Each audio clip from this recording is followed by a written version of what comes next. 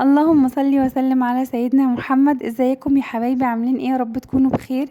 معاكم سومة من قناة سومي سومة. النهاردة هنعمل وصفة جميلة قوي وسهلة وبسيطة، التومية السوري اللي بناكلها جنب سندوتشات الفراخ السوري او البيتزا او اي مأكولات، بتبقى جميلة قوي.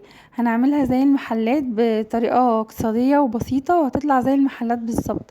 معايا 5 معالق نشا، كوبايتين مية قد بعض، كوباية زيت، 5 فصوص توم، معلقة خل ومعلقة ملح و3 معالق لبن. هاجي في كسرولة او حلة وانزل كوباية من كوبايات المية، اسيبها تغلي كده وهي بتغلي ادوب النشا في كوباية المية التانية على البارد كده لحد ما تدوب كويس. وبعدين باجي بنزل في المية اللي غلت بكوباية النشا اللي دوبتها، وافضل اقلب كده كويس لحد ما اوصل للقوام المظبوط يعني. وما اسيبش ايدي من التقليب عشان ما تتكتلش عندي، وتبقى طالعه كده كريمي وجميله، ما تعملش تكتلات ولا اي حاجه زي ما بعمل المهلبيه كده.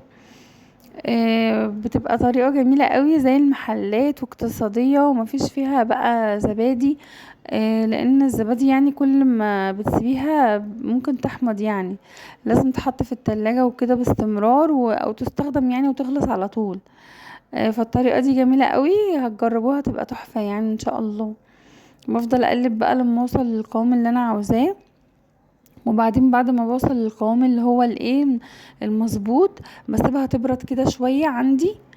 وباجي بقى في الكبة او الخلاط، سواء ده او ده يعني، اجيب ال5 فصوص توم واروح حطاهم، واحط عليهم الملح، معلقة الملح ومعلقة الخل و3 معالق لبن، وبروح نازله بالخليط بعد ما يكون برد كده وبقى يعني استهدى كده وبقى بارد.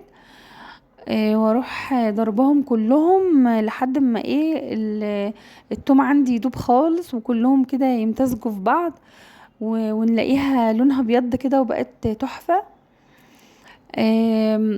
ومفيش اي بواقي للثوم خالص باينه يعني فيها.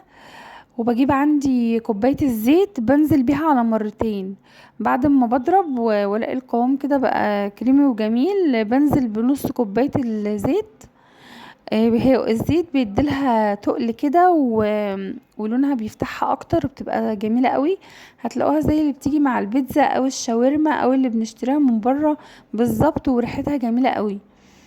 هنحط نص كوباية الزيت ونضرب،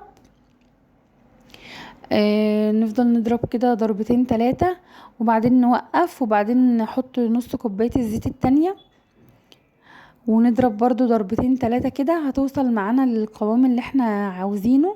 اشبه يعني مش زي الزبادي قوي، اخف كده في القوام شوية، ولونها ابيض وجميل وريحتها تحفة زي اللي بنجيبها من بره.